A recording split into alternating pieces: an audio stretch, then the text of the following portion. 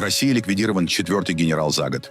На этот раз ответственный за планирование и подготовку военных кампаний. Джей Ди Венс откровенно высказался о переговорах США с Украиной и Россией.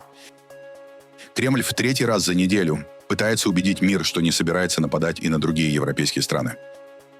Зеленский анонсировал новые санкции против россиян и граждан Китая. Путин провел экскурсию по Эрмитажу для президентов стран СНГ. Грабители Лувра признались. Кражу драгоценностей им заказал человек со славянским акцентом. А теперь об этом подробно и по делу. Это один день. Не забудьте подписаться и поставить лайк этому видео.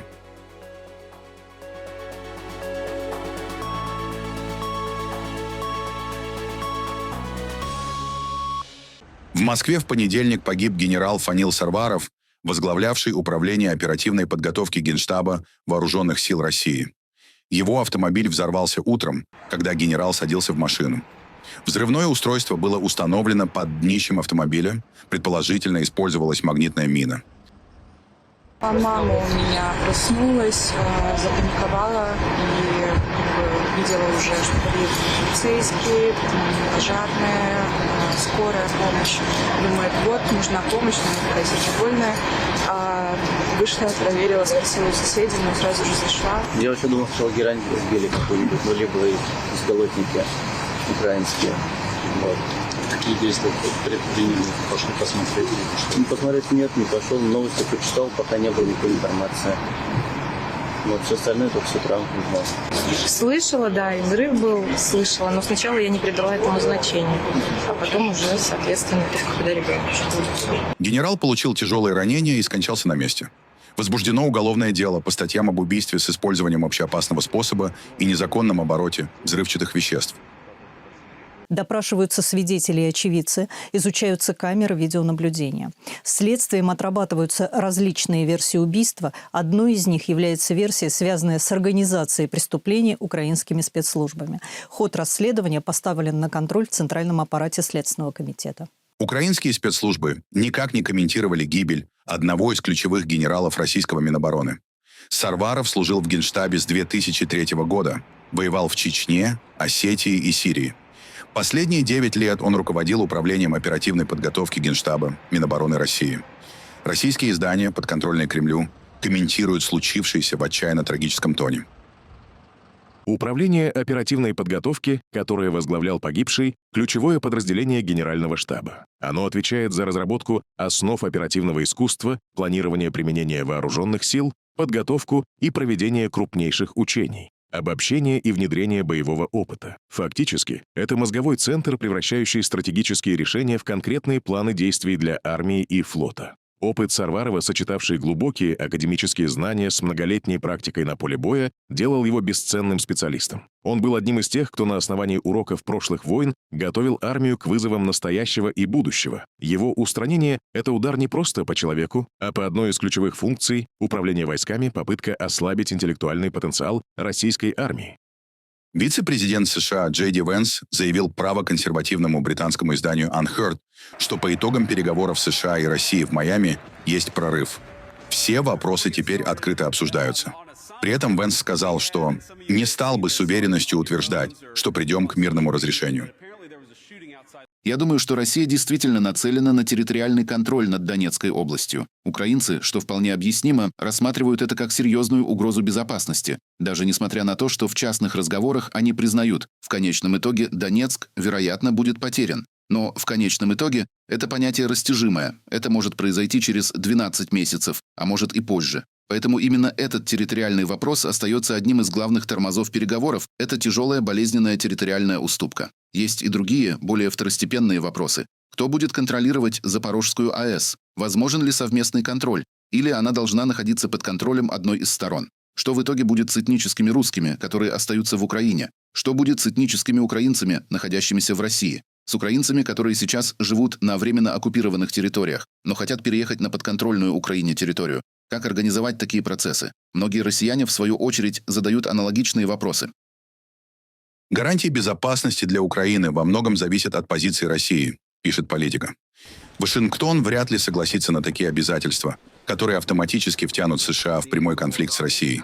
Украина хочет юридически обязывающие гарантии на уровне Конгресса, чтобы избежать повторения судьбы Будапештского меморандума. Даже такие договоренности могут сталкиваться с политическими ограничениями и разными трактовками. Дополнительно на ситуацию влияют переговоры между США и Москвой, где Россия продолжает настаивать на максималистских требованиях по европейской безопасности. В итоге эффективность гарантий зависит от того, как их воспримет и интерпретирует Кремль. Правительство Германии считает, что гарантия безопасности, особенно со стороны США, имеет ключевое значение для будущего Украины и мира в Европе, заявил заместитель пресс-секретаря правительства Штефан Майер. Европейские страны выработали общую позицию и продолжают работу над ней. Майер подчеркнул, что без готовности России к серьезному и долгосрочному миру усилия не будут успешными. Важны конкретные шаги со стороны Москвы. Гарантии безопасности, особенно со стороны США, имеют решающее значение для будущего Украины и для мира в Европе. Это означает, что мы остаемся на той линии, которая была выработана на переговорах в Берлине. Германия в Майами, как вы отметили, была представлена консультантом Гюнтером Заутером, советником федерального канцлера по вопросам безопасности. Там проходили интенсивные, но конфиденциальные переговоры. Поэтому мы не будем комментировать их содержание. Встреча в Майами, как и ранее встреча в Берлине, стало еще одним шагом нынешней интенсивной дипломатии. За этим шагом должны последовать дальнейшие. Ясно одно. Без готовности России к серьезному и устойчивому миру эти усилия не будут успешными. Поэтому важно, чтобы именно с российской стороны начались реальные шаги. Кремль опроверг опубликованные агентством Reuters выводы разведки США о том, что Владимир Путин якобы стремится захватить всю Украину и вернуть бывшие советские территории в Европе. Во-первых, мы не знаем, насколько они достоверны, это первое. Мы действительно видели какие-то разрозненные сообщения на этот счет. Но даже если это соответствует действительности, то это из разряда ситуации, когда разведка делает какие-то ошибочные рассуждения, исследования и выводы. Это абсолютно не соответствует действительности. Российский МИД пошел еще дальше.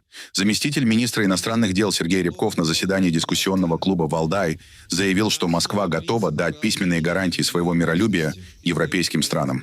Ранее такой пакт о ненападении предлагал подписать и Сергей Лавров. Россия не преследует приписываемые нашей стране завоевательные цели.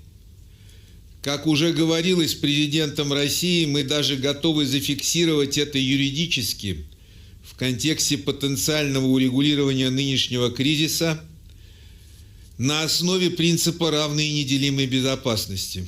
Тем временем президент Украины Владимир Зеленский сообщил, что готовятся новые санкции против россиян и граждан Китая, помогающих российской оборонной промышленности. Готовим к концу этого года еще несколько санкционных решений против российских субъектов и тех, кто содействует российской агрессии. Будет как минимум один пакет санкций против лиц, работающих с российской военной промышленностью, и это касается не только граждан России, но в частности и граждан Китая.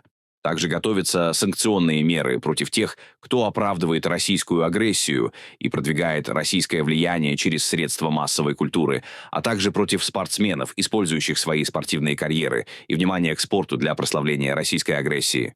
Западные разведывательные службы считают, что Россия ведет разработку противоспутникового оружия, способного поражать аппараты системы Starlink. Об этом сообщает Associated Press со ссылкой на источники. По данным агентства, речь идет о так называемом оружии зонального действия, которое может создавать на орбите облака мелкой шрапнели. Такие фрагменты способны выводить из строя сразу несколько спутников, не нацеливаясь на каждый из них отдельно. Предполагаемой целью разработки, по оценке западных аналитиков, является ослабление технологического превосходства Запада в космосе, в том числе возможностей, которые используются Украиной. При этом эксперты сомневаются, что Россия решится на практическое применение подобного оружия из-за высокого риска повреждения собственных спутников, а также аппаратов Китая. Тем не менее, как отмечают источники Associated Press, разработка таких систем может продолжаться. Украина получила из Литвы полный комплект оборудования для тепловой электростанции в рамках механизма гражданской защиты Европейского Союза. Это одна из крупнейших логистических операций во время полномасштабной войны России против Украины. Операция продолжалась 11 месяцев. В Литве была разобрана одна из остановленных теплоэлектростанций.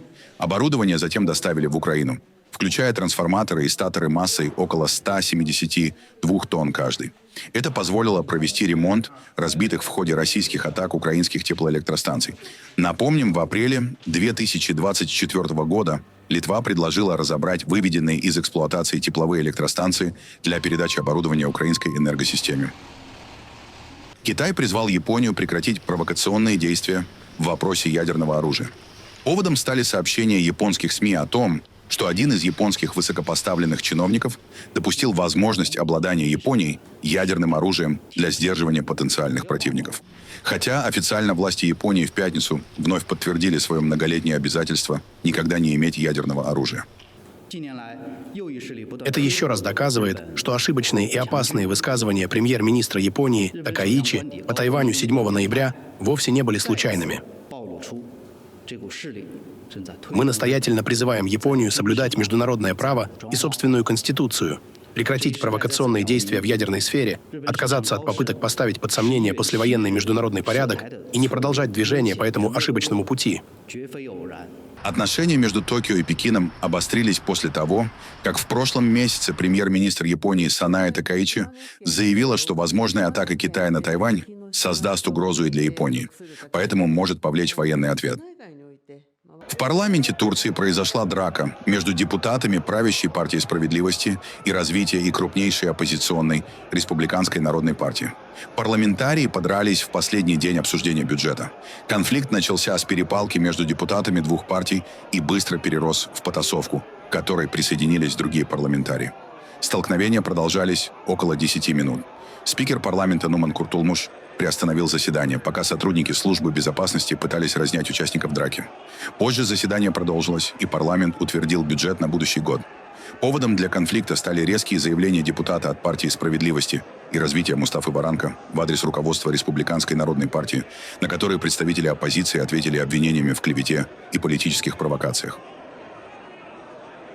Министры иностранных дел стран Юго-Восточной Азии собрались в Куала-Лумпуре для обсуждения ситуации на границе между Таиландом и Камбоджей. Там в результате вооруженных столкновений в этом месяце погибли не менее 40 человек, а более полумиллиона были вынуждены покинуть свои дома. Встреча проходит в рамках Ассоциации государств Юго-Восточной Азии, АСЕАН. Министры попытаются возобновить режим прекращения огня. Соглашение о нем было подписано при посредничестве Малайзии и при участии президента США Дональда Трампа. Таиланд и Камбоджа, оба члены АСЕАН, также участвуют во встрече.